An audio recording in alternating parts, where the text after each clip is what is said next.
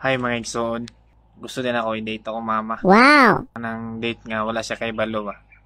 Timing pud kay na siya ilakaw daw, meeting daw nila. So, tara.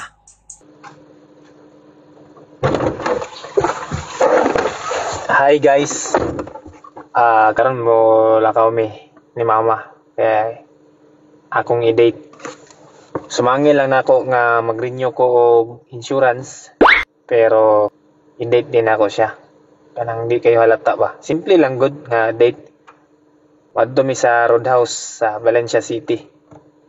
Dito akong napili kay naampo dito akong magulang nagtrabaho para di kay may malisdan ba. Pagabot dito. So, moro to. Mao pagani pagsakay natulog na si mama. Karon kayo man nag-order, ulat-ulat na lang may si mama diya, natingala na.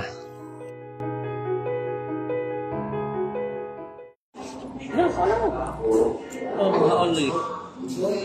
Tara, gulay, gulay. Dan.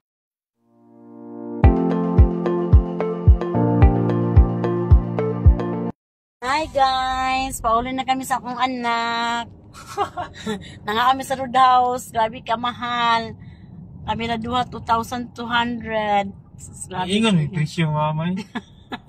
Mahal kayo guys. May gani ka na sa Daniel. Kuya Alan. Magkakaon ko. I-assist pa ni Kuya Alan. Hi guys. Ang kuya nasa Roadhouse katrabaho. Sa Double M Hotel. Ito na may muli na may guys. Mama kinapa daw siya meeting. Sabi gini ako mama na meeting ay. Matin na akong meeting sa kaibigan guys. Ay, The Lord, busog kayo ko guys. Dili jud kabayran ang kalipay pag malipay po ang atong ginikanan ba.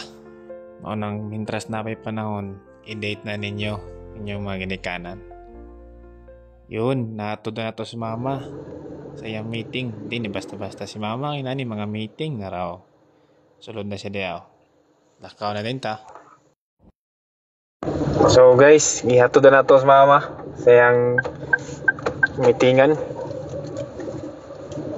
Muna nga, hapit naman ng February. Kaya mag-date ko. Kung sa may ka-date na to, i-date sa to atong lucky man ta, i-date sa to atong mama. Kung babae, i-date sa to atong mga papa. Ginikanan first. Para mag-enjoy sila kay talagsara na. Ora guys.